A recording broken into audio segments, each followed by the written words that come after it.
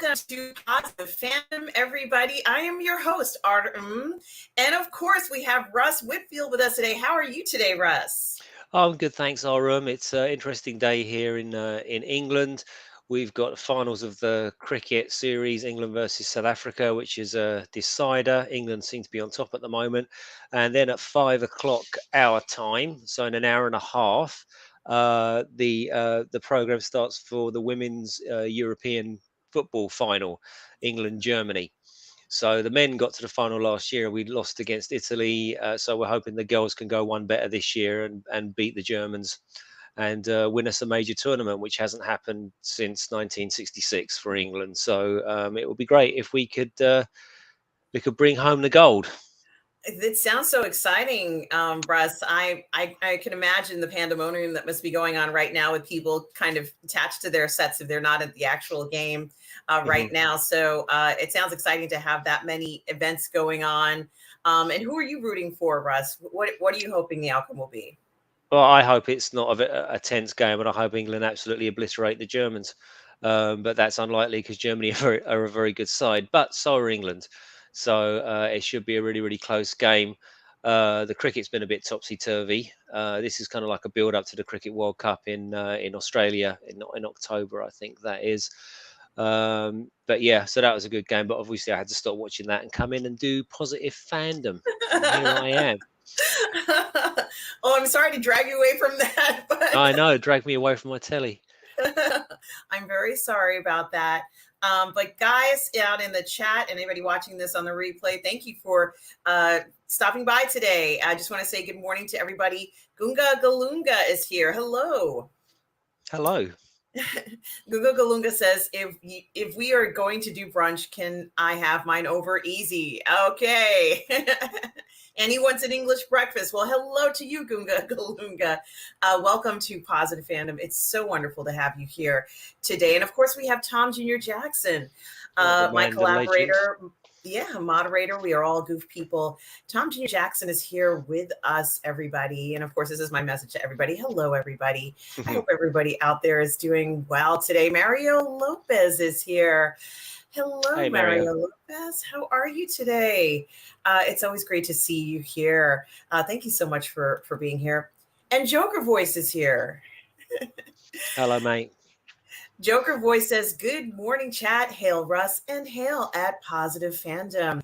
We sure hope you are well, Joker Voice. And Retro Nerd Girl is here with a cup of There she coffee and a is. donut or a bagel. How did you know I had a craving for that, Retro Nerd Girl? I could really use a bagel or a donut right now. And we hope you are well this morning, Retro Nerd Girl. It's so good to see you here in the morning. We also have Sean Holmes. Hello, Sean Holmes, to you. We Hello, hope Sean. you are well. You got a cool avatar, Sean. You look pretty cool and hip. You got your hat on, you got your side pose. I like that avatar, and thank you so much for being here this morning. We also have Darth Plato here this morning. Salway Darth Plato. How are you, Darth Plato? It's always a pleasure to see you here. Wouldn't be the same without you. And we also have the incredibly talented Renz Tolentino. Hello, Renz. Hello, Renz. How are you today? I know you've been sending out a lot of photos of earthquake shots, so I was starting to worry.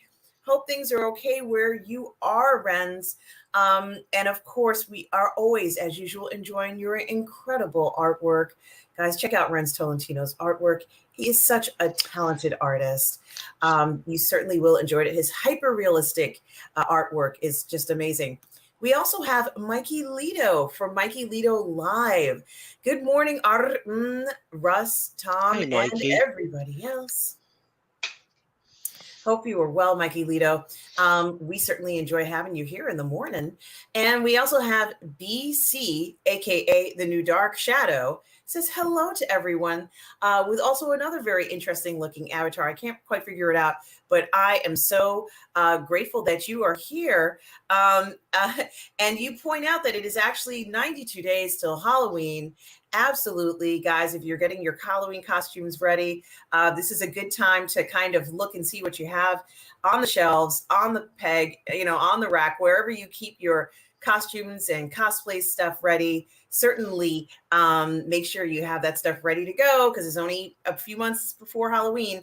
And Darth Plato replies, "Salve, Russ, salve te, chat." Well, Oh, thank you. the Latin is getting real on Positive Fandom. What can I say?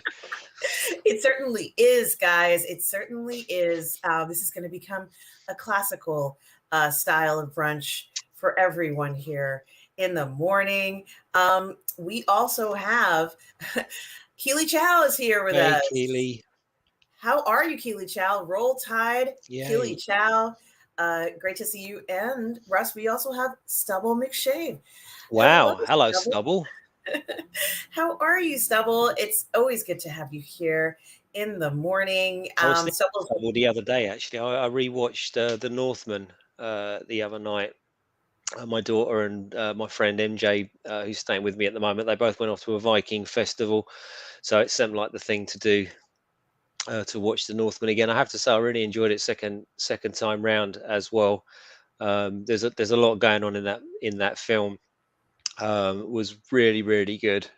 It's such a good movie. It's a shame it didn't do better. yeah, it is a shame it didn't do better at the box office. And Russ, you and I have spoken about historical films.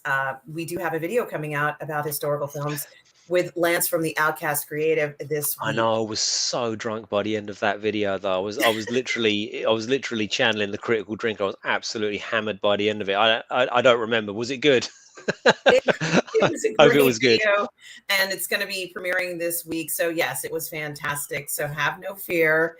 It was a wonderful video, and we're going to be doing a follow-up as different historical films come out, Russ. So there's going to be more chances for you to have your say about the films that are coming out for sure. And The Northman was a very special culturally historical film. We don't always get films like that. So I think it was a rare treasure. Yes. Tom Jr. Jackson says a lot of places are starting to slowly creep out the Halloween stuff. So now is the time to start on your costumes. Absolutely. Keely Chow wants to know, what are you going to dress up for as for Halloween? Yeah, this is a good question. I have no idea. I have to think about it. I got to revisit all of my costumes, everything else I have out there. And I did also want to acknowledge Stubble for being generous to the channel as a supporter by sending in essentially a tip to me via StreamYards, along with a bunch of other gentlemen, Mr. Jenkins, as well as Martino, who are great supporters of the channel. Thank you, Stubble. You certainly do make a difference here at Positive Fandom in more ways than one. So I appreciate that. And I did want to mention Renz Tolentino says that a 7.3 magnitude earthquake hit the Philippines. I'm assuming that's what PH is for. Oh, I'm sorry. State. PA's Philadelphia, Pennsylvania, isn't it? I don't know. I don't know. No, he's not in. He's in. I think he's. Well, I'm not quite sure. So let's see where he says it's located. I thought it was Philippines, but a few days ago, we're miles from the area, but we felt it. We're okay. Well, thank goodness. Yes. And I'm sure he'll tell us what town. Maybe Renz, you can go ahead and tell us what town. And I thought it was Philippines. Russ thinks it's Pennsylvania. No, that's PA. That's PA, right? Yeah. Yeah. I thought I did see you post some posts about this earthquake, and I got very concerned. But I'm glad you're okay, Renz. Thank you so much, Renz, for letting us know you and your family are okay. And we also have, I think that's everybody for right now. Boy, it's so great to see all of you guys here this morning. And I have to tell you, it is the Philippines. Thank you, Renz. Thanks, Renz. And Darth Plato says pH was a chemistry term. That's right. Okay. And we also have another person who I have not seen before in the chat, Dabroca1. Dabroca1 says, Bueno Domingo. I am not a coffee drinker, but I am planning to get some Jesus juice soon to go with my breakfast. Well, it sounds like you are all going to be all set as soon as you get that Jesus juice with your delicious breakfast, Dabroca one. Thank you for being here. Thank you for everybody in the chat. And, Russ, there's so much to talk about that's been going on. It seems like there's a lot going on, even with the Snyderverse. When they claim that it's dead, the Snyderverse does not seem to die. It's kind of like a zombie, isn't it? The Snyderverse these days. A few things have happened after the damp squib that was San Diego Comic Con. As far as DC was concerned, I think. Oh, it was Tom. It's my daughter gave me. It had an Easter egg in it, and I've just kept it. It's about 10 years old now. This thing, but thank you. Yeah. So no soon had San Diego Comic Con finished, that there was a whole raft of announcements and leaks and everything coming out of the DC verse. First of all, they've appointed a head of DC Films, the sort of Kevin Feige figure, and I had the bloke's name and I had it written down, and of course I've forgotten his name. But this guy used to work over at Disney Marvel. He oversaw a lot of stuff there. A very eminent producer. Yeah, restore the Snyderverse. Yeah, so he's now heading up DC Films. He starts on Monday, tomorrow. There's been no mention of Walter Hamada It's in any of Alan this. Horn. Thank Alan you, Horn. Retro Nerd Girl. I'm sorry, Russ. I just wanted to mention since she put it Yeah, out there. yeah. So this Alan Horn guy's has sort of retired and come back to work, and retired and come back to work, and now he's uh, coming back to work again, but this time for Zaslav at DC. So we shall see what he brings to the table. Um, there was also a bit of a Twitter fight between Super Gooper, Grace Randolph, and a guy called Clay Staub. Clay Staub, if you don't know, is an assistant director that worked on a lot of Snyder's projects in Justice League, Superman, BVS, and Staub is just as bad, if not worse, than Snyder for posting teasers. And who's this? Anti-derivative Jill. Hello, Hello, Anti-derivative Jill. Good morning. hello. Yeah. So I've lost my train of thought now. You were Yeah, so saying that Clay Staub. So yeah, Grace Randolph put out a pretty narky tweet uh, against the Snyder bots, or the Snyder Bros, or the Acolytes, whatever you want to call them, saying that essentially that they were kind of deluding themselves and it was getting pretty tragic. To which Clay Staub, who's working on these movies, responded, "Well, I don't know what you mean about that. Essentially, we don't post bullshit, and yes, it's a long shot, but we still, there's still a chance of all of this happening," which is pretty much the most on the nose thing that Clay Staub has ever come out with. Like he said, there's a long shot, but there's still a chance. Yeah, live long and prosper. um so that was good news. What was great news was, of course, it's now come out that the big secret that was going to be revealed in the new Aquaman 2, Ben Affleck returns as Bruce Wayne, which was revealed um, completely by accident. There was a tour of Warner Brothers, and a bunch of fans saw him and Jason Momoa together. So Momoa then, I think, just got on top of it and said, "Okay, well, the cat's out of the bag," and he released obviously some pictures of him with Affleck dressed up as Bruce Wayne with the Bruce Wayne haircut. He looks absolutely great. He's at his cut down Batman weight, so that's absolutely fantastic. So more Snyder related stuff there. And it's just now come out that there's been a few test screenings of the Flash movie, and it has scored green across the board. Apparently, it's an excellent movie. They say that Michael Keaton stuff is quite funny, and there's a lot of callbacks to his role as Batman. So do you want to get crazy and all that kind of stuff? Well, there's a lot of callbacks there to that. Um, and there's also like a sort of I guess, a Doctor Strange in the multiverse. Oh shit! I should say this is a bit spoilery Yeah. for the Flash, actually. I don't know if you want to put that up, or just that we. Oh, a spoiler. Wait, let me at least put the banner up first. I can put that up. I'm going to say, and it's for the Flash, you said. Yes, yes. Okay, so just give me a second. Don't say it yet. I'm going to put the banner that says spoilers for, I don't know what the Flash is. What is it coming out next year? 23, yeah, June. Okay, wait. I'm almost done. So, guys, Russ is going to be talking just a little bit of a spoiler for the Flash for, excuse me, 2023. I said 2021. Okay. Yeah, potential spoilers, because this was a pre-screen, like to gauge the audience. But we find out that Barry, apparently I'll start again. Ezra Miller smashes it out of the park in this role. There's a bit where he goes and meets himself, where they've sort of de-aged him, and 27-year-old Barry meets 18-year-old Barry, and in that particular timeline, Michael J. Fox never became Marty McFly, and Eric Stoltz became Marty McFly, and there's all this kind of weird stuff going on in the Flash timeline. We find out that Sasha Kaye, Supergirl, isn't replacing Henry Cavill, Superman. It actually takes place in a different universe where Henry Cavill, Superman, never arrived, and Sasha Kaye, Supergirl, did. There's a huge big fight with General Zod.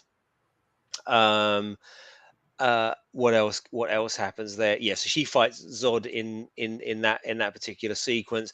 Then there's a multiverse of madness bit where apparently we get to see Helen Slater, Supergirl, Christopher Reeve, Superman, Adam West, Batman, and a current day Henry Cavill-esque Superman, but with his face blurred out. So there's two schools of thought on this. It's, are they gemming us up for a new actor? But other people are saying no. Do you not remember last year there were hundreds of reports, hundreds of reports, many reports saying that Cavill was on the set of The Flash, and now they don't want to let the cat out of the bag, especially having already let the cat out of the bag with Ben Affleck appearing in Aquaman. And speaking of Ben Affleck in Aquaman, he doesn't appear in The Flash at all until right at the end, apparently, according to this pre-screener, where the Flash gets home having won the day or set the timeline correctly or whatever he's done, and his computers are all flashing much like they were in the nightmare sequence in the Batcave of Batman versus Superman. And it's Affleck going, Barry, you have to find us. We're trapped here, blah blah blah. So lots of people are saying that could be indicative of a split off in the timeline, and the Snyderverse Nightmare universe exists in a separate timeline that only Barry Allen can get to. So it seems like that the corpse of the Snyderverse has received a bit of an electric jolt. Whether it will be Zack Snyder, it remains to be seen. But the Snyderverse itself seems to be continuing. I think with Zack so busy doing Rebel Moon at the moment, it'll be years down the track if we did ever get a Justice League. But it seems like those characters have not been written out and seem to be still part of the continuity. Wonder Woman also appears in the Flash. Aquaman appears in the Flash. So it's kind of like Justice League Light. So it's this blurred out Superman thing that we keep having to deal with. The headless Superman, the Superman in the shadows, the Superman in the silhouette. And until they get this deal with Cavill sorted out, I imagine that's what it's going to be. But if I was a betting man, and I'm not, because I always lose when I bet, but I kind of feel that it's looking like Henry's going to return. I just think it's a question of creative control and money, as we were talking about last week. And it would seem that these people that keep saying give it up, Batfleck's out, he's already said I'm never being Batman again, and you get all these people online saying, oh, yeah, it's all over, it's all over, it's all over. But yeah, Ben Affleck seems to keep coming back as Batman, so he seems to be in a very good place now. He's recently remarried to J Lo, in a good place, a happy place, role of a lifetime. I think it seems to me that the higher ups at WB, i.e., Zaslav and Horn, and now Horn and Co., are listening to what people are saying. It seems like, yeah, Michael Keaton Batman, cool, that would be brilliant. And yes, let's have him in a Batman Beyond verse and do all that stuff. But they did a poll a little while ago, a couple of Warner Brothers run companies that were not overtly Warner Brothers did a poll, who's your favorite Batman? Affleck won it hands down. So it seems like, yeah, Snyderverse could be back on, if not hashtag restored. Certainly those characters and situations are being built on, it would appear. I mean, look, all this could come crashing down like a house of cards. We don't know. But from my upset of Comic Con, and I was saying, look, we need some concrete information. We need to know something. Just give us, because people are starting to get irritated and lose hope, and we just want to know. It seems like, again, they've delivered, and we've got a little bit more concrete information, and I'm very happy about all of this. And hopefully, The Flash is a good film, and hopefully Ezra sorts his life out, and long may it continue. Yeah, Joker Voice says that the Flash is doing a Flashpoint story. That's why Kevin Feige introduced the multiverse, beating DC to the punch. And we also have Jacob Ironside here with us this morning. Good morning, cool avatar. Yeah, I noticed his unique avatar. So nice to see you. Darth Plato has the DC is greater than Marvel sign out for you, Darth Plato. Mikey Lito says, the only good news is if Snyder does a Man of Steel with Henry Cavill, and that, I have to agree with you, that would probably break the internet, and it will when it comes out. To be honest with you, Retro Nerd Girl says they left it open on purpose. It's not highlighting. Yeah, we can see it. And Joker Voice points out that Snyder is a great visual storyteller, so writer, but he hired the dumpster fires that are, well, you know something, a lot of his hirees are still in place. And to be honest with you, they probably are, despite their flaws. Let's say before we found out the bad news about them, were the best individuals for those jobs. So he certainly did pick people he thought would be good for the franchise. I don't think any of what they've done. Yeah, you can't level that at Zack Snyder, can you? I mean, they were fine when he hired them. It's just that things went wrong in their personal lives that had nothing to do with them being cast. What, nearly Ezra Miller was 7-8 years ago now. And Mikey Lito says they're not bad actors, just bad human beings. I agree with that. And we know that sometimes actors have issues. Let's just hope that they can turn their lives around and stop harming themselves and others if that is what they are doing. Well, sure, look at Robert Downey Jr. before Iron Man. I mean, he had all sorts of trouble. He was, everybody was just saying, oh, he's really talented, but he's a train wreck, and he's this and he's that and he's the other. And now he's for 10 years was the toast of Hollywood because of his performance in Iron Man. But before that, he was a train wreck. So, I think also with people like Ezra Miller, he's young and he's had a lot of success, and maybe he's not the most stable person to begin with. I'm not excusing anything he may or may not have done. But having all that money and fame suddenly thrust upon you at such a young age, if you're not, if you're a couple of cans short of a six pack or whatever, then yeah, it's going to have an effect. The Amber Heard thing, I don't know, not really enough about to comment about it.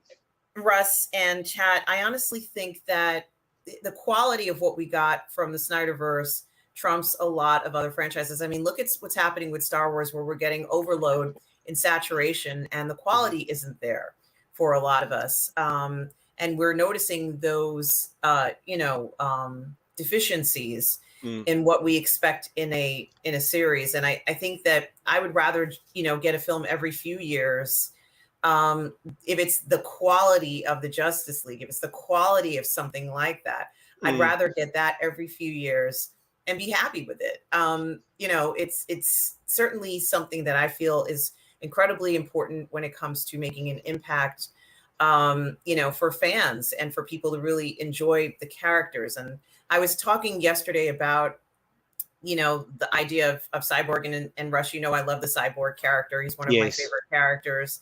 And, the idea of having him, making him feel or be a certain way, and it's only true if you look at the Snyder cut. Let's say it's his the way that he is more profound in that cut, right? So it's he's one of maybe I'm not going to say the most important character, but one of the more significant characters with a significant story. And he also happens to be, a normal human being who was changed into something else. Mm, And I just feel like there was more of a balance, at least for me, in that version. But that particular character is also someone that I want to see a film made about. Despite all the craziness with he said, she said with with the actor, that character needs a film of their own as well. There's so much to pull from something that has such high quality, and it is sure. just really enjoyable to even talk about it. And what also is very funny is that we did see the hit piece against the cut, and then for Snyder to be responding himself. I think it does tell you that he knows that what he's made is something special, has value. People are responding to that, and to be honest with you, as Darth Plato says, yes, continuation of Justice League is what I want. It's what everybody wants. There isn't anybody out there who's saying, yeah, we shouldn't have that. There isn't a soul alive saying that. And when they do announce Cavill, as you said, Russ, it's going to break the internet. It's going to be the thing that we need to kind of get entertainment rolling back. I think Top Gun Maverick is kind of getting entertainment rolling back the way that we saw Tom Cruise kind of dive in and say, "Hey, we're on again. We're on." Mm, He's trying to get everything set back into motion. Ben Affleck, with the excitement of his marriage to J Lo, is setting things back in motion. And of course, I always say Momoa is always ready. He's ready. That man is like, I'm ready. Like he's yeah. he is another person who was picked that is just absolutely remarkable. I don't think these characters and actors are really going to be going too far, just in my opinion. DeBroca once says Ben Affleck was a good Bruce Wayne and Batman. In the previous DC movies, I'm interested in seeing Aquaman 2 now, despite Amber. Ben is better than the skinny Robert Pattinson. Well, something, DeBroca one, I think that it's okay that we can have two Batmans. I like Ben and I like Robert. So Mm. I'm happy twofold, guys, with what they've done. And I think so. I think you're right. Just to address that point, I really like what they did with Robert Pattinson. I thought that was a great movie. But it's not an extended universe movie. It's not a superhero movie in the same way that the Snyderverse stuff is. You know, I think very much with the Snyderverse, and it's hackneyed, and there's no great insight on my part.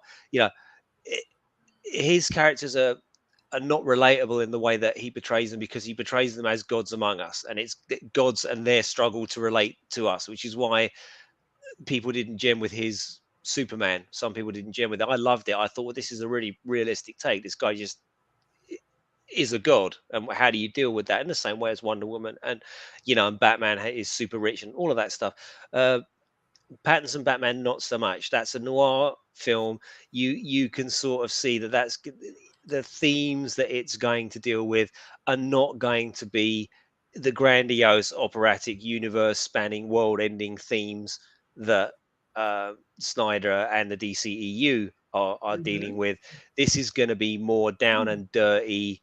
yes, Um, dirty, cu- gritty. Yes, I love like that. the Exterminator, Death Wish. Yes, You dirty, know, gritty New York kind of stuff from the dirty, gritty New York kind of 1970s. stuff. Exactly. I wouldn't be surprised if I saw Robert Ginty and Charles Bronson in the background of a Robert Pattinson movie. It has that dirty vibe where like he goes into an elevator and you can tell that the elevator smells of piss. It's that kind of it's that kind of vibe. Blinking And lights, yeah, the buttons are exactly. all You fucked know up, it. like it's all Yeah, exactly. You know it. Um, yeah, so I'm happy to have that. Um, I I I think about the other Batman, Michael Keaton. I Oh, wonder if yes, they're going to yes, spin that yes. off into a Batman Beyond. Where does Batgirl or fit in all this? I've seen some pictures of Commissioner Gordon. He seems younger than he was in the Snyderverse version. Is this? I don't quite know how they're going to do with it. And I saw an interview with the two directors of that, the two Belgian guys. They were actually on the Critical Drinkers show on his VIP lounge, and he asked them, like, how does this tie into everything else? And they said, we asked the same question, and they give you enough information not to mess your own film up, but they haven't revealed anything what's happening with the grander plan.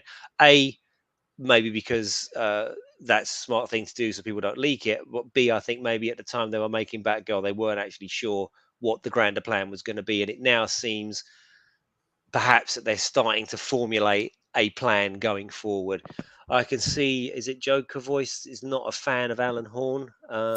Yes, that is correct. And I did just want to say, guys, check out Jacob Ironside's channel. There was one more link. Also check out that channel as well. We put links of other creators here in the show to promote everybody. Please do check out each other's channels and links so that we can support the community, guys. And yes, Joker Voice says he's not happy with Alan Horn. He feels he ruined the MCU. I did also want to say, Russ, that they will not let Michael Keaton retire.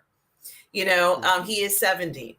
And after I saw him in The Protege last year, I was stunned at his virility. I mean, he's completely redefined 70-year-old man to me. So, like, even thinking about it, I saw him in the movie in 1989 originally. Yeah, and of I course, didn't view him as a child, as like a 2-year-old. So I didn't really think of him that way then. But now, after seeing him in The Protege and what he can do at 70, he might be just the most amazing Batman ever because of his longevity, his ability to maintain his presence. Honestly, Russ, I've never seen anything like this before. Well, for me, I think it's a nice idea. I think it's cool, in inverted commas. I think great. Have him back. Do I want him to replace Ben Affleck? No, And I hi, don't. Zachariah 315. Sorry. Hi, Zachary. Yeah, no, I don't want him to be the DCEU Batman. No, that would disappoint me. But as I've said so many times on this channel, I have my own bias. Everyone knows. Anyone that tunes into this regularly knows what my bias is, and I really think Ben Affleck is great. But am I interested to see Keaton return? Yes, of course. Oh yeah, UK over here. Come on, England. Come on, England. Yeah, I don't know what time kickoff is though. I keep getting asked what time's kickoff, and I know that the program starts at 5 o'clock. But I'm not sure what time kickoff is. Is it 7, Gary, or is it kicking off at 5? I don't know. Well, hello, Gary Banda Sandwich Worthington, who obviously is watching the football. Hope you're having a great Sunday, as well as Popsicle. Good morning, everybody, to both of you. And there are a lot of sports events going on today, guys. Certainly for those of you who are watching, I sure hope that your teams win. Let us know what the scores are. Let us know what's going on in sports. I am sorry we're keeping you from it. I feel bad about that. Joker Voice says the oversaturation is real. This is what we were talking about, going back to Star Wars. Yeah. And he says, even with Marvel, if Miss Marvel is your best TV show to date, you're in big trouble. And, I think that Miss Marvel is a traditional Disney show. The idea of whether or not it's a superhero show is up to a lot of people. But I just, I don't really see it in the same realm, only because it does feel like it was made for young adults. And that's fine for them to do that. But at least Disney is making a film that's appropriate for young adults. It doesn't cross the line. It's, a nice story about a girl and her family. That's what Disney is supposed to be doing, stuff that you could sit down and watch with your family, and you're not going to be shocked or, schooled about a message or anything like that. It's just a fun story. But is it a superhero story? So it's a superhero story in the context of a teenager. It's not Spider-Man. Not by a long shot. I don't know whether I want to see her go into that realm of fighting incredibly dangerous villains the way that Spider-Man has had to do. It's something to think about. And I would like to keep her in a more safe space. So here I am saying that I want to protect this girl. I don't want her to be corrupted by evil out there, knowing very well that that's an impossible request. But I see what you're saying about being in big trouble. I don't think that should be their showcase, thing. I don't think we should be going to the movies and seeing something on her. And it is a nice kind of sweet story. I don't think fans will be impressed with that sort of thing. I think, and perhaps the Pattinson Batman was a little too dark. Maybe that's going too far in the other direction, but I prefer the adult version of a film. And I think that Ms. Marvel is great for young adults who, we don't necessarily want them seeing anything too adult just No, yet. absolutely. I think it's age appropriate, and that's well and good. What is Retro Nelgar saying? The Snyder Cut changed my life. It impacted me so much. There is so much death that was given to the I characters. Yeah, agree. me too, 100%. I know. I think we said last week, that there's that bit at the beginning where the Icelandic girls are singing when Aquaman's getting. It just goes on and on and on, and people going, "Oh, you could have cut that." And my answer to that is no. Why would you cut that? No. This is the Snyder cut for the fans. This is the most Snyderish Yeah, of you Snyder can't things cut you could that. possibly do. Yeah, exactly. We need to know a lot of the they're cutting a lot of the sub context, Hmm. which sets the tone of the overall story to understand, where each of these characters is coming from. For example, I mentioned the point with Cyborg already. We see how different that outcome was. But Hmm. where exactly, the idea of the importance of these cultural elements in the film, to just remove that, I think it's ridiculous. I Sure, think I it's a think it was indulgent, but that was the point of the Snyder Cut. It was entirely indulgent. This is what he wanted to do. This is his 4.5 hour cut of exactly what he that's wanted to so do, much. and indulge away. I loved every single moment of that film. Well, So good. I've made my mother watch it a number of times, Hmm. and she thinks it's several films. She doesn't know it's just one film. She's like, is there more to the show?" And I'm like, "Yes, Mom, it's a little bit longer." She's like, "Well, how long is it?" I'm like, "I think it's around 4 hours." She goes, "A 4 hour film?" I said, "Yes." She thought it was going back to the way Hollywood used to do epic films. She Yeah, thought you it see, was like Ben-Hur, or, the greatest story ever told. She thought that's what this was, because that's how they used to do epic films. In the 50s, the 40s and 50s, they would have like an intermission, that's what I was going to say. You always had the ultra intermission. The lady would actor. come round with the ice cream. Certainly in the UK, and like a lady would go and stand at the bottom of the stairs, and you could get ice creams and concessions and all that in the middle of the film, and then you'd sit back down in the second half. The film would start. We're And my going back a mother few years though. was responding to certain parts in the film, especially with Cyborg and his father. Mm. And she was, like, that also kind of had a great effect over her in that regard. So I thought that was very funny to see her responses. So yes, Retro Nerd Girl, it's changed. I think it's changed me as well, but I think it's also changed. I think it changed Hollywood. That's what I think. I think that I don't think we're ever going to see anything like this again, where this has happened. But he got a raw deal. Let's just be honest about it. I think it changed Hollywood, and for the better. And it's a struggle to get to this point, but let's just hope we can continue the momentum of it. And I think the momentum is still there. The hit pieces and everything, we're trying to crush that momentum, but I don't think anything can stop this. I Well, think that it's it's interesting about that hit piece because that had its moment in the sun that lasted literally 24 hours, and then everyone had sort of moved on after that. It was kind of out there, and then there was more good news afterwards, and then people were just like, "Oh no, forget this." It's sort of, I think, if it was Emmerich and Sarnoff and Jeff Johns and co that provided the information for this piece, it didn't land with the impact that they wanted it to land with. So yeah, we move on. We remain hopeful. Who knows? It's all dependent on Henry, isn't it? That's what they need to seal the deal. If they can get him back, then they've won. And I think in some ways the fans have won, regardless of whether you want the Snyderverse restored or not. To have those actors, who all of whom were brilliant, no one's really slagged off the actors. Like you've got people that really don't like Snyder's take, and you've got people that really do.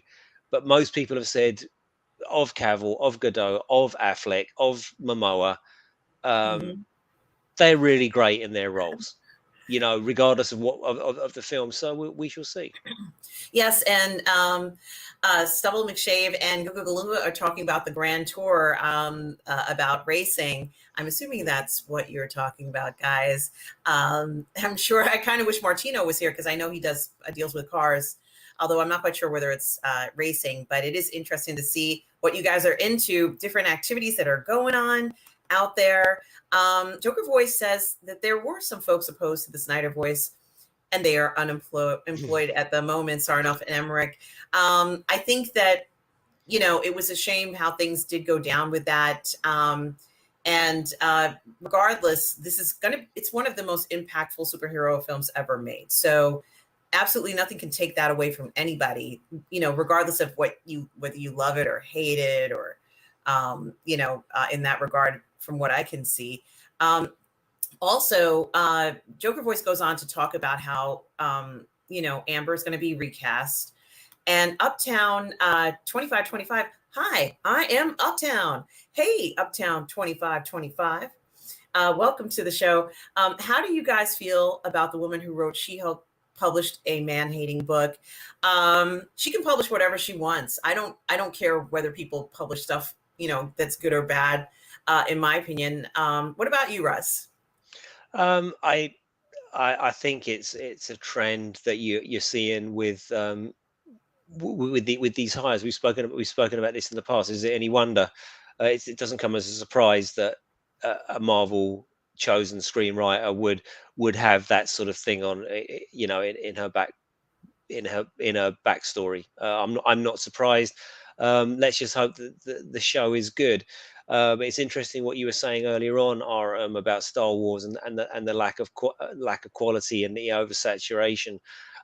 It befuddles me. I was listening to a YouTuber earlier on talking about Marvel and Star Wars specifically, and there are people out there, there are writers out there that have followed this and produced books for the expanded universe, and, you know, fans and all these kind of things that take your right arm off. They cut their own throats to get a chance to write this stuff, and yet the quality of what we're getting is pretty poor.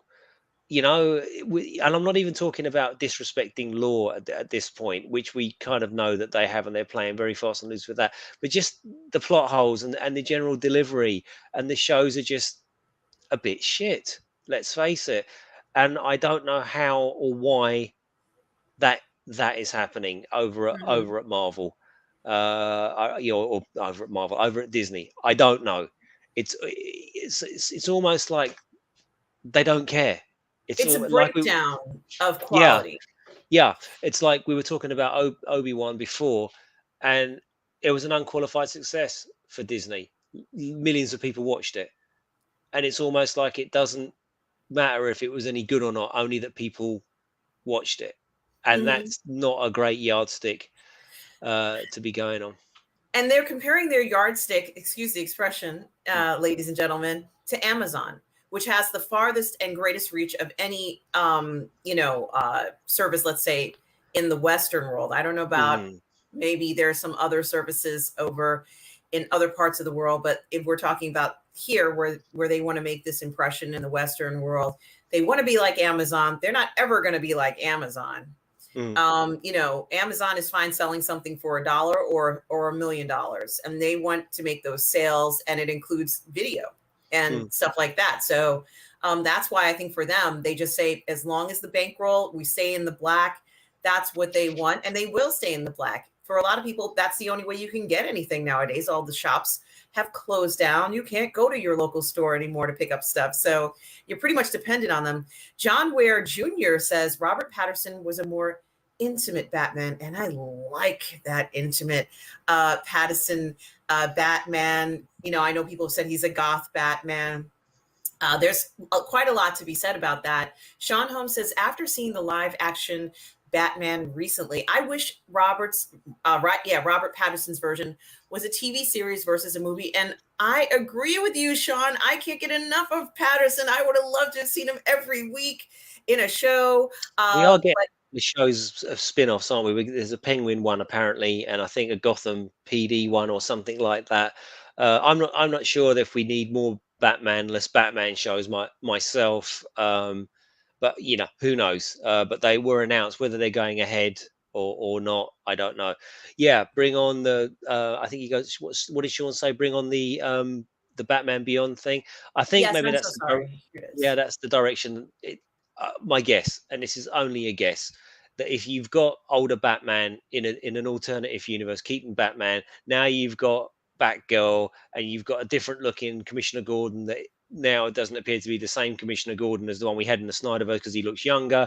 Maybe they're going to spin that off and do a Batman Beyond, because people have been screaming for that for years. I think it was Retro Nerd Girl was asking for Nightwing earlier on. Maybe all that can happen in the Keaton verse, if that's what they're going to call what was his name?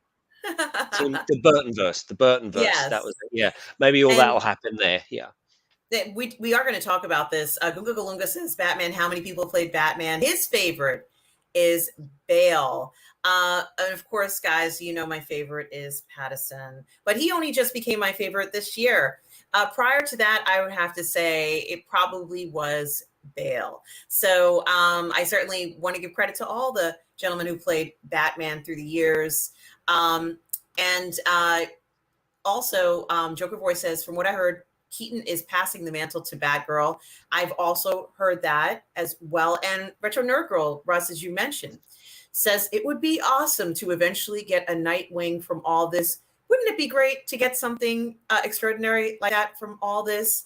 Oh yeah, I think so. But Retro Nerd Girl, I don't know if you've seen. I don't know if you watch Titans, but if you watch Titans, Nightwing's in that, and Titans is hot garbage, but it's awesome at the same time, right? It is so bad, but so good. But the guy that plays Nightwing and the way that they characterize Nightwing in that show, it's very Snydery. I would say it's a very Oh, violent show yes. in places, and the actor does a fine job. Of course, they got Ian Glenn as Batman, which is the worst casting choice. I don't know what they were thinking, but Dick Grayson in that show, and you've got Jason Todd as well. Definitely worth a watch if you haven't seen it. Retro Nerd Girl. Absolutely. And I'm so glad to hear all these comments from all of you about what's going on in your mind. Guys, check out Uptown 2525's channel here on YouTube, guys. Make sure you go ahead and click on that. Give him a like.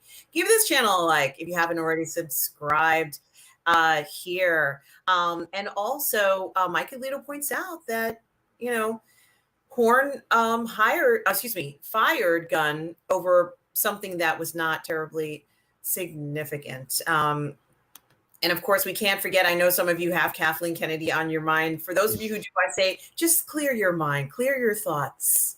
Clear your thoughts. Don't focus on her too much. It just gets you upset. We don't want anyone to be upset by the decisions that, corporations make and executives make. So Russ says, no disrespect to what Alan Horn has been a part of in the past, but what have you done for me lately? Ooh, yeah. Used to take me out. I'm sorry. Ousted like Pearl Mutter, fired James Gunn, left Marvel in the hands of Victoria Alonso. What? I mean, yes, you're right, Joker voice. I almost wanted to say that in the Joker voice sound. There has been a lot of things going on that has made the entire process incredibly unstable, in a process where it's a miracle any film can get made. What do you think, Russ? Well, I don't know. I mean, that Alan Horn's been appointed. I don't know if this is a good thing or a bad thing, only that he has, because they've been looking for a Feige type to head up DC Films. The interesting part for me about that was none of these releases or announcements, Hamada hasn't been mentioned at all. So I think Hamada is out, Horn is in, and for Snyderverse fans, all the impediments that would stop the Snyderverse from being restored have now been cleared out. They've all gone. So that previous regime is over. So I don't know. I can't speak to Alan Horn. He seems to be an eminent professional, but he's made some unpopular decisions, as you can see by the chat. I don't know. But that was the announcement. But off the back of it, as I say, we've had all these leaks. Affleck's back. He's in the Flash. We've got Faceless Cavill again. I don't know. I feel far more positive this week on Positive Fandom than I did last week. How about that? Gunga Galunga says, okay, Russ, we understand if you need to sign off and watch the match. Yeah, like I say, I'm not sure what time kickoff is. I know that the program starts at 5. I can't imagine it will kick off at 5, but I don't know. So yeah, I will be going in about 40 minutes. I don't want to miss it in case I'm That's right. When kickoff goes, this show is shut off. So we're just going to end it so to make sure you get there. I promise you, Russ. Serpentor is here with us. Hello, Serpentor. And happy Sunday to you. Welcome to Positive Fandom. Serpentor says, Ferrari just had a bad day in Formula One. What else is new? Yeah. So I'm sorry about that. Let's just hope that, things turn around. Darth Plato says there's no oversaturation like the woke saturation. And it's funny you should mention that, because there has been supposedly some kind of information that's gone out at Disney saying that they're not going to take that anymore. Enough is enough. It's not going to be like that going forward. We're not going to be pushing a political agenda, at least not that political agenda. Well, they said this, didn't they? But they had a bit of a revolt. Like Chapek tried to do this. I think it was beginning of the year or last year, and it was over the Florida thing and all the rest of it. And he said, look, we're not a political organization, but the problem there being is that they had so many diversity hires. I'm not just talking about their actors and their writers, just like the whole sort of policy of employing activists from the ground up. It kind of blew up in his face a little bit, and he had to face walkouts. And the whole organization over at Disney seems to have become an activist organization, at the grassroots level. So yeah, you can be the CEO and say we're not doing this, but then he, like I say, he faces a revolt in his own backyard. I don't know how that's going to play out. I don't know if that's still the case. But we've spoken about the woke a lot on this channel, and just when I think the tide is starting to change, something else will pop up and really upset me. So I think it's almost like the Snyderverse, isn't it? It's like there's the thing that refuses to die. Just when you think the woke tide is over, no, it comes back. Hello, Rings of Power. Well, just to put your mind at ease. There's always going to be things like that will upset you, that will come up that you don't care for, and just take a deep breath, and when you exhale, let go of that feeling of disappointment. Just let it, breathe in, and all that disappointment is gone. Restore yourself to the happy person that you are, and the pleasures that we've gotten out of the Snyderverse, because it has been very pleasurable. And there's a lot to delve into. We could probably talk about the Snyder Cut for the next 20 years. It's been that impactful. And Joker Voice makes a point about how, Ms. Marvel was reshot. And that does tell you something when they spend money to make a story, a film or a TV show have a different perspective than what it had before. It had to be reshot, because whatever they did before was not a good story and not a good idea. Darth Plato says he likes Ms. Marvel. I like it too. Yeah, Darth it's pretty. Plato. I think the thing about Ms. Marvel, it's just pretty inoffensive, right? It's not for everybody, but there's nothing in there that's going to get people frothing at the mouth and pissed off, and you've destroyed a beloved character, because essentially it's a character that nobody really knows about outside of fandom. Nobody particularly cares about outside of her core fan base. It's a bit of a great. I'm glad you enjoyed it. One of those. Like, well, that's what people say to me when I say I love the Pattinson films, and they're like, "Oh, you like that one?" I'm like, "Yeah, I loved it," but I know people are not all gonna love it, and that's okay. John Ware Jr. says your maternal instincts are kicking in for Ms. Marvel. I'm assuming he means because she's still mentally innocent and childlike. She really is. I think she is very childlike, and I'm not going to say immature, but she's still so young that I don't want to see her. I think that Spider-Man is tough as nails. He's kind of keeps it inside, but he's tough, a tough kid. And has it's a different personality, where I'm a little bit more okay with him dealing with the horrors of these criminals and villains. And yet with her, I'm not okay with it. I want to keep her safe. I still feel that way. So well, you say that, but do you remember in Infinity War when and Iron Man's holding, Robert Downey Jr. is holding on to Tom Holland, and he starts to disintegrate. And that was a really, really powerful moment, because he's like a young kid, he's like 16, 17. He's going, Mr. Stark, I don't know what's happening. And he starts to cry and he's dying. So that was a huge moment. That was of course, they're both brilliant actors. It was so well done. It was really, really impactful. back in the days when Marvel was great. You know, I've never been the hugest fan, as I've said so many times. I think they're pretty cookie cutter, but they're really, really good at what they do, and that was a very, very strong moment. Yeah, so yes, I think his youth No, that's played a good into that. point. Is my point? You know, That is a good point, and it is something to think about. And I'm glad you brought that up because that was an incredibly important moment in the story and the timeline. Something else that I think is really interesting is last night I was talking about, people were talking about Wakanda Forever, and I have made my points known that I personally wanted to see the same male presence we saw in Black Panther to be in Wakanda Forever. mm-hmm. And, we saw these beautiful Black men who are, just gorgeous in their prime, looking incredible, strong, powerful. I want to see more of that. And my fear was that we were not going to see something like that. And what I find is very interesting about it is that whoever cut this trailer for Wakanda, it is certainly telling a story from one point of view. And I think a trailer needs to be somewhat more neutral. Show us a few things that we're not expecting. But if you watch the trailer, it certainly sets a narrative about the ladies in Wakanda, which is great. But, we need to have those men as well. And Well, but so, our is this not the direct? This is a conscious direction. Everybody keeps talking about the M, she, you, and all that kind of stuff, and it's been mentioned many times on many different channels. As I say, I'm not a huge Marvel fan, but one thing I have observed from afar, if you like, you had the Hawkeye show featuring Hawkeye, starring his female sidekick who does everything better than him. You have the Loki show featuring Loki, starring his female sidekick that does everything better than him.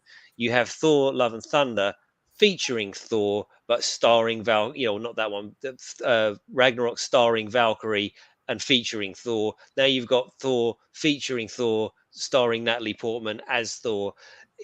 We have the Eternals, featuring that bloke from Game of Thrones, but actually starring Angelina Jolie and Salma Hayek. Not that that's a bad thing. I could look at them all day, but it does seem to be a very, very conscious effort that they've gone down there. Hence the MCU tag. Absolutely. And, as you guys already know, I wanted, the creature to just completely explode out of the earth, destroying everybody on the planet. That's what I wanted in the story. We didn't get that. That's okay. Like I dealt with that, but I think that would have been a more interesting story. And they were not able to stop it. And then try to take on the big guy at that point. That's the only way they can really stop the emergencies. They can't do it directly. They'd have to go, to the source.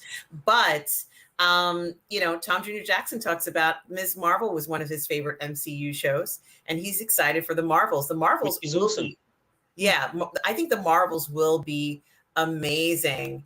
Darth Plato says the Snyder Cut had too much slow motion. It was totally indulgent. It's totally, it's an indulgent movie.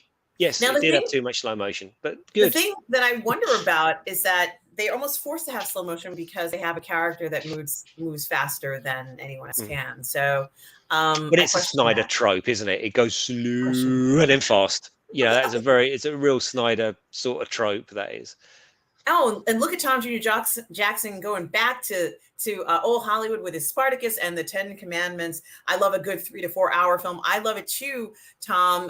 My mother has watched a few of these over the past few days, and I've been popping in and out, seeing how she is as she's watching her epic films with popcorn. Rogue Thinker is with us. Greetings. Hope all is well. Rogue. Hi. And you all are happy and looking forward to better days ahead. I sure am, Rogue Thinker. I sure am happy. Thank you for the greetings and positive message. Joker Boy says She-Hulk is going to be a disaster. Oh, going to be complete kind of laughing. hoping it's going to be good. I'm kind of thinking it might be quite a laugh. I don't know. It just seems it might be a bit of fun. Well, no, I think you're right, Russ. And as you know, I wanted to see a recreation of the 1970s Bruce Banner or whatever his name was, going from town to town. You know, she was a well-heeled lawyer, but now she has to go across the world, you know, turning into She-Hulk and getting her undies off of someone else's dryer line. You know, that's what I wanted to see for She-Hulk. If we're gonna go down the road of her dating, speed dating, and all that stuff, let's go to the max. She's wanted. She's eluding people, you know, until she suddenly appears as this She-Hulk character, and then she can't hide it anymore. I think she's stuck as in Hulk form, isn't she? In this show, I don't know. I haven't seen. I haven't followed it. I haven't followed it closely enough. But from what I And read, then it might be quite a laugh. I think, yeah, I sure hope so. And I hope that I would want to see the Hulk come and, you know, rescue her and get her out of all these troubles, because people have constantly had to go after the Hulk and help him. Why not have him now extend the olive branch to his niece or whatever their relationship is? So that's what I want to see. And I know someone will do it. It'll be the oral knots will make fun of it. Some other group will go ahead and mix it. And put it on YouTube, and it will be what I want. So let's see what happens with She-Hulk. Certainly, the actress is more than well qualified to play any one of those roles. That woman is fantastic. Scotty R37 from Phantasmagorium Show. Hello, Scotty R37. So glad to see you here this morning. Good morning, all. I'm super jazzed about She-Hulk. She looks very true to the Byrne books. Well, how Fingers about crossed. that? He's a genius, isn't he, John Byrne? So you know, I mean, that was one of the best iterations of Superman I read, and it was a long time ago now, but I loved it. I've still got the comics, the trade paperbacks in my box there behind me. Yeah, don't know. Looks like it might be fun, but I don't know. Again, not been a huge fan of Savage She-Hulk. You know, I don't know if that's what fans of that character are looking for, but the bits I saw of it looked like it was a light semi-comedic show. You know, like it doesn't seem to be very dark and brooding. It Shots just seems all to be. around, Russ. Shots all around. There you go. Exactly so. I mean, certainly if they put that in the trailer, they want you to know it's supposed to have a light sense to it. And I'm fine with it. I'll take a shot. Thank you. Chips Beweck says, Hey, greetings, Chips. trooper leaders. Hi, Chips. So good to see you, Chips, this morning. We hope you are well. Thank you for joining us. You certainly do make our Sunday even better. He's a Sean handsome Holmes, looking fellow in that avatar as well, Chips. I'm gonna say, certainly, man, you're Chips. looking good. Look at that. Look at this man. I've got to tell you, Chips, you certainly are gracing us this morning. Sean Holmes asked me about the T'Challa recast, and he says, I understand if it's too controversial. I have discussed this on a few streams, Sean, on toxic femininity, on Midnight's Edge in the morning, and on Midnight Musings last night. And I'm going to tell you this, Sean, I absolutely want there to be a recast. I want another incredibly good-looking black man who looks great with his shirt off, is intelligent, can fight, and can act. I want it all, Sean. I want to see these incredible men playing these roles. Give me my superhero man in the suit and out of the Maybe suit. we should just cast Chips. He's just all of those things he's just all of those things you described right there. From my perspective, I agree with you. Why not? It's a tragedy that poor young fella, and he was young, passed away. So you know, I can't go into the superlatives. It was just shit. Everything about it was shit. But I do think it's not disrespectful to recast a comic character. You know, Christopher Reeves passed away, and they made a sequel, a demi sequel or semi sequel with Brandon Routh, and nobody got bent out of shape about it. He looked like Christopher Reeves. He played Christopher Reeves, and you know, people were totally respectful of that. I don't think it's in poor taste. You know, let's put it that way. I don't think it's in poor taste showing Christopher Reeves in the Flash movie. I think it's fine. I think they should, because it's Black Panther at the end of the day. It's about the character of T'Challa, and it's a bit awkward to have a film called Black Panther that doesn't have Black Panther in it. Right. And I don't care what color his skin color is, just as long as he's a beautiful black man. I don't care if he's dark, if he's light. I could care less. I just want to see a powerful T'Challa. I want him to be bold. I want him to be completely different than Chadwick. because you can't copy Chadwick. That man was a class act. We won't see another actor like that for quite some time. But give me somebody who can, make this character their own. I want to enjoy it. I want to have my eyes open wide and just feel the excitement of him coming back It's true. It's and true what you making say. Yeah, Wakanda, around forever. Because make Wakanda great again. yes, I want him to make Wakanda great again, because how the hell can you make Wakanda great when there isn't a man in sight? Well, I think You so. know, Or but I do think if you're going to recast, he is going to be beholden in a bit in the same way as Brandon Routh was with Christopher Reeves. He is going to be beholden to play the character in the way that it has been established, at least in his first outing. I think that there will be. I don't think it'll be that much of a different take on it, and I don't know the law well enough. If there is a younger Black Panther that's due to take over from T'Challa, then they could go ahead and do that. But no, in answer to your question, Sean, 100%, I think they should do it. they were going to have that incredibly attractive man from Bridgerton season one possibly engage in the role. It didn't work out for whatever reason, but I think that might be a step in the direction. He certainly does have the regality that you're talking about, that the Black Panther character has. So Mm. there are men out there who can fill this role, and we want to see them. Mhm. So, so I, I'm don't- I looking actually, forward to it. listening to you go on about this, Oram, I don't want to see what your browser history is like. That's all I'm gonna say. And so I hope that answers your question, Sean Holmes. I also want to mention Joker Voices that Amazon is a different animal. And Prime mostly, has it to save on shipping, paying for content and not watching. And that Lucasfilm is not in the black.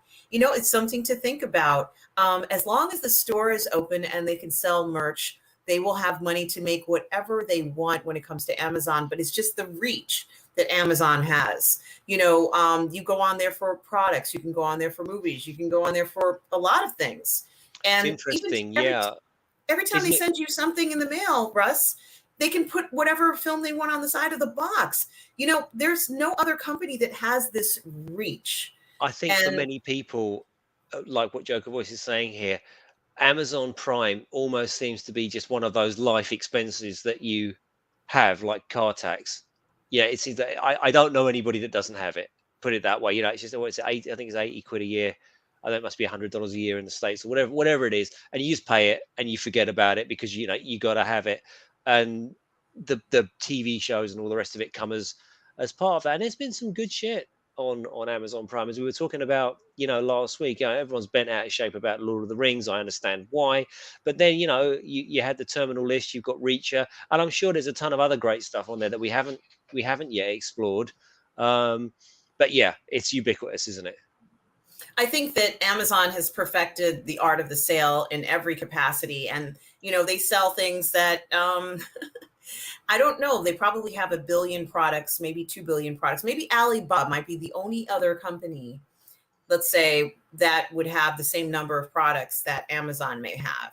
I Mm. don't know who owns which, but if I were to try to equate it to another corporation, that would be it. But Rogue Thinker says it appears that they most of Hollywood are hiring writers for relationships, connections, and agenda instead of skill and passion, and that is actually a big problem, and has always been a problem in that set. Chip Spiewig, is it showing up? Yes. As much as a Batman series would kill, Warner Brothers won't do that. They are terrified of overkill with the audience. I don't agree, but this is how it is. Mm. DeBroca one says at 3 hour plus DC movies, whether Snyder or other directors, should considered releasing a part one and two in the same year. I'm fine with that. I'll take more It's content. interesting. It's interesting, isn't it, that they didn't learn from Peter Jackson and Lord of the Rings 20 odd years ago, right? Now, if you were going to hire Snyder, let us say, or whoever it happens to be, or the Russos, or whoever they are, shoot them back to back then. Make your trilogy and do it. Just get it in the can. And then you can release it year on year on year like they did with Lord of the Rings. But as we discussed ad nauseum, Warner Brothers made some poor decisions, and here we are. And Gunga Galunga makes a good point about regarding the sell out of genres. Real fans will always sniff out the slap label on an attitude to make a sale of a film. And Yeah, we have been Kenobi. getting a lot of this bait and switch. I mean, this is essentially what it is. Um, oh, um, Tom Jr. Jackson talks about ILM's documentary, which has been fantastic. I haven't Um, seen it, Tom. No, I've not. I've not actually. I've actually been watching a lot of sports ball over the past couple of days. So I've been watching a lot of tennis, so there is that. Debroka one says, I heard Sunder wanted to that for Justice League before he was wrongly replaced by Joss Whedon. The longer cuts would have made over $1 billion of two-parters, and I would have watched them over and over and over and over and over again, no matter where I am, like stopping, starting. Like, I agree with you, Russ. Clearly making the Lord of the Rings, and I know people didn't like the Hobbit series, but I love Martin Freeman, so I loved it. It just felt like a continuation. I know it wasn't the same story, and certainly not the same level of intricacy, so to speak. But I love that dragon Smaug. I just love the idea of him sitting on a pile of gold, and it just looks so good. But I think that when you can continue a lore where people are watching it over and over again, it might be the most rewatched series ever made. yeah, But maybe.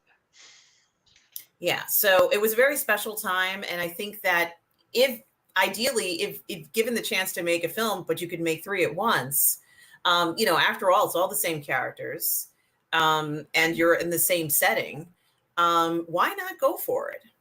Well, I think I would have loved it if they'd have done that. But then I suppose the plan was to have spin-off movies like The Flash, like Cyborg, and other things are going on. So I guess if you're then tied into a three-movie narrative that's already been put in the can, then you're constraining other filmmakers. But maybe that wouldn't have been such a bad thing. But we'll never know. It is what it is. Things have moved on. Peacemaker, everything. But as we were saying at the beginning of this conversation, it seems like the Snyder characters, if not the Snyderverse, are still going strong. They certainly have had a huge impact. And I'm not going to say they're the only ones, but honestly, in regards to collectibles, there have been Mhm. so many collectibles made about the characters from the Snyderverse, let's say.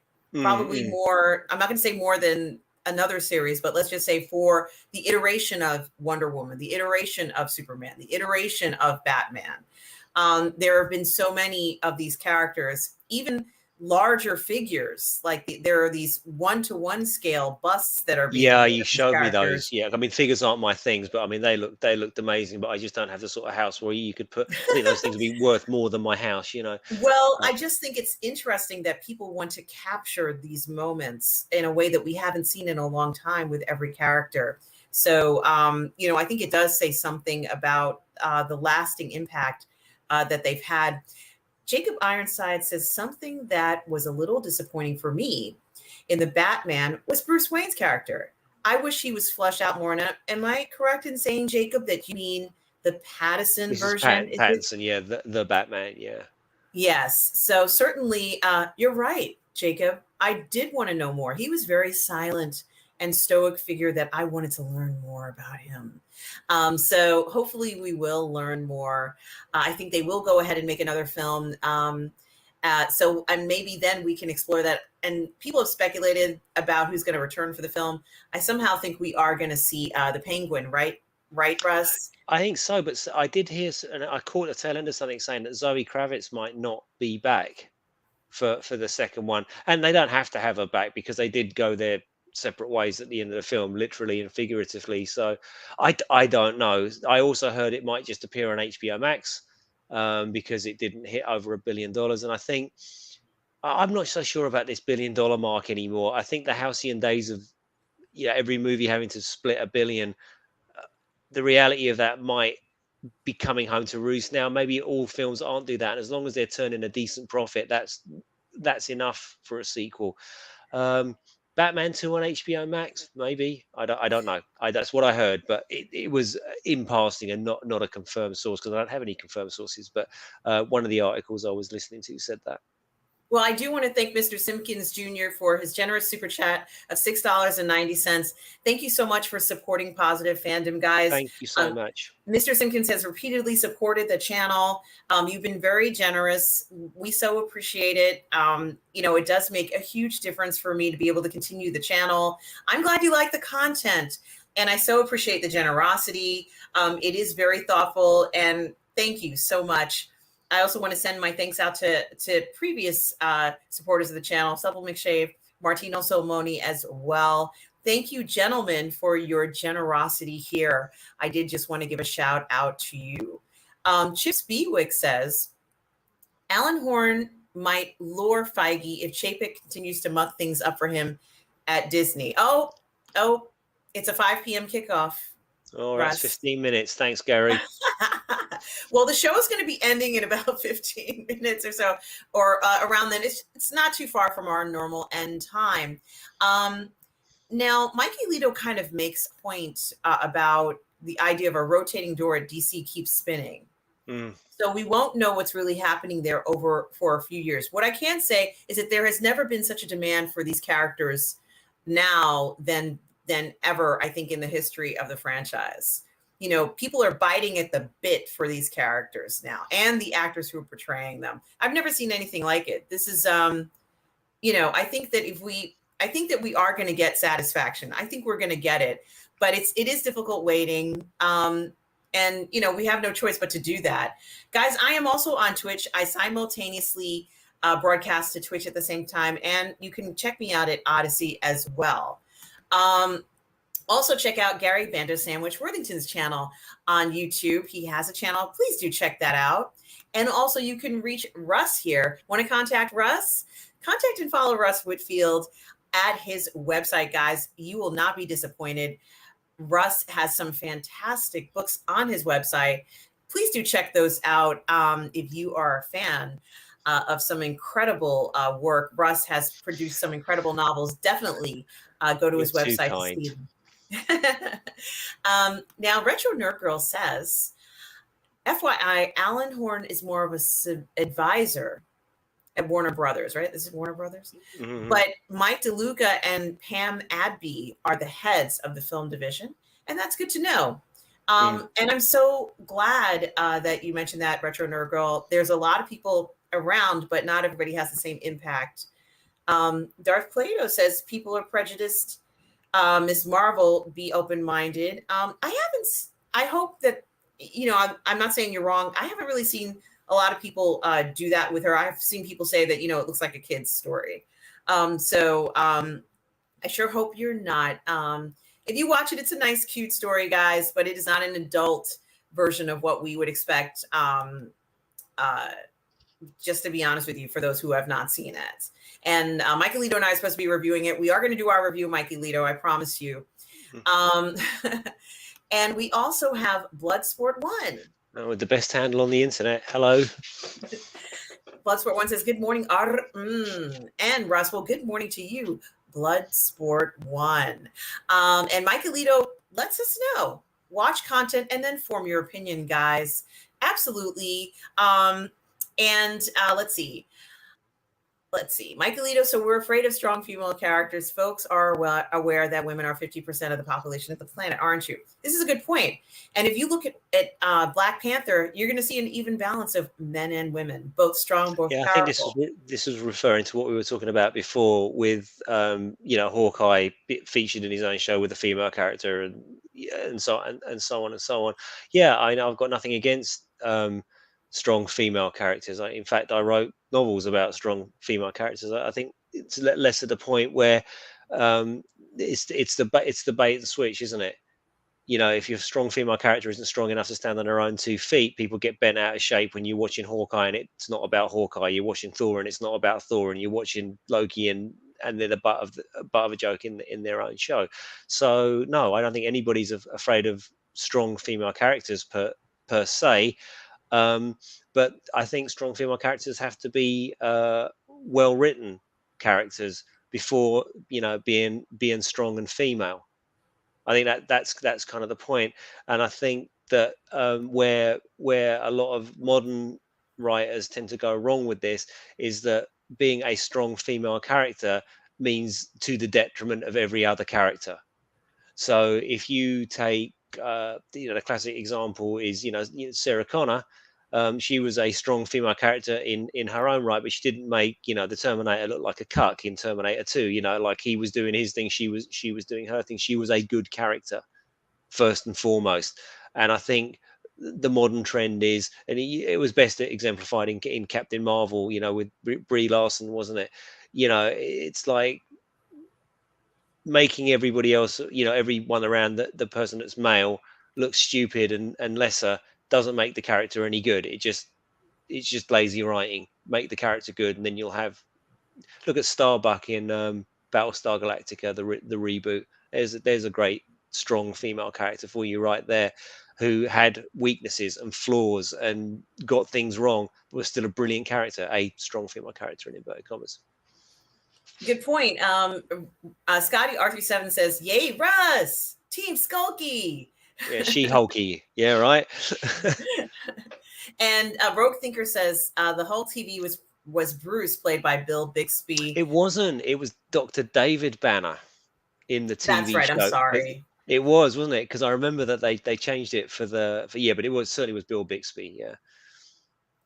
And there are a lot of people who are interested in the Hulk, including Darth Plato, who says he wants to see She-Hulk, but not Hulk. And Bloodsport One says, I hate that what they did with the Hulk.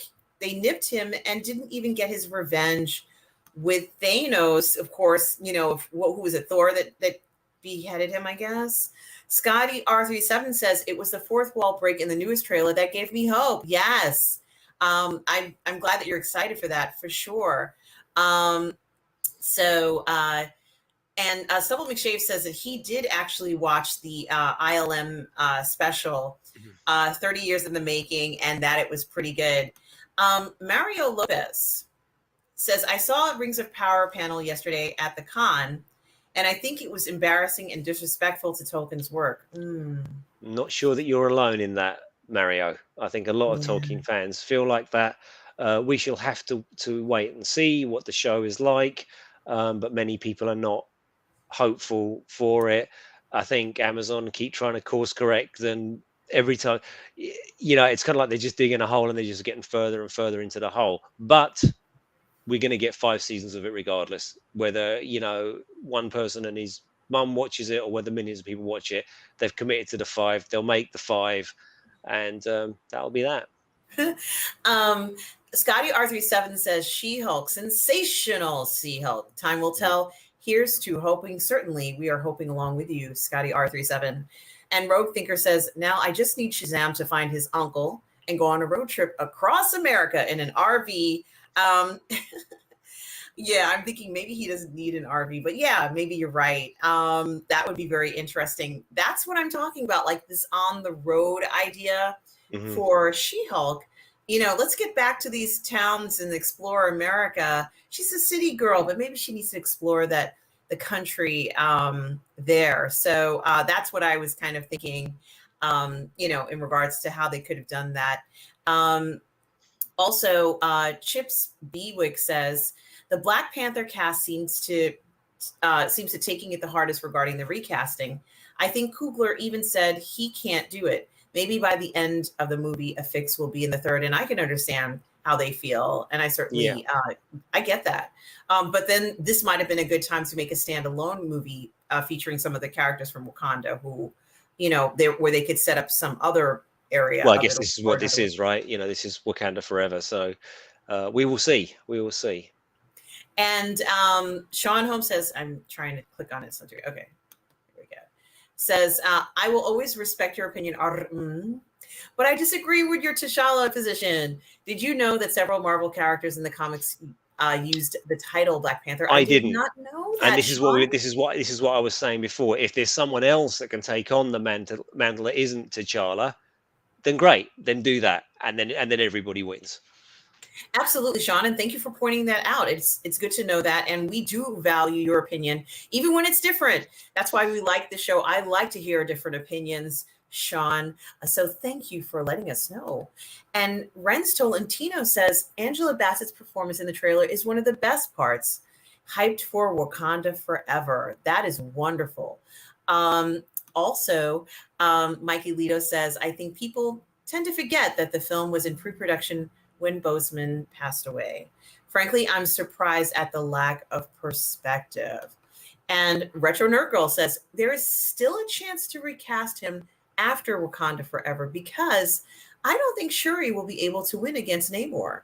Namor is insanely powerful. And this is something that I think is really important that you're mentioning, Retro Nerd Girl, in regards to who is more powerful than whom. And of course, I always think of two kids reading a comic book and saying, well, if this character fought this character, this one would win. And the other person says, no, he's more powerful and this one wouldn't win. I find myself at this crossroads of wondering who is more powerful than another. And here you are actually telling us Namor is insanely powerful. Does this mean that Namor, speculatively speaking, is going to completely destroy everybody from Wakanda? I mean, this is something to think about. They were in war or get into this conflict, whatever the war is, whatever the thing is. It says Wakanda Forever. Is it? Or is it a memory? Yeah, maybe. I mean, that would be a ballsy move, wouldn't it? To have them utterly defeated by Namor. And then you set Namor up as a baddie. I don't know what they're going to do with it. But we shall see. I mean, it's an interesting character to bring in, and I'll be interested to see what they do with him. Tom Newton Jackson says he watches his Yankee games on Prime. Mm-hmm. I figured you did, Tom. I know you are a fan. It's good to hear this. Joker Voice says Wakanda Forever should have a massive opening weekend. If it tracks the same as all Phase 4 films, it will underperform. I hope it will do better. But you know something?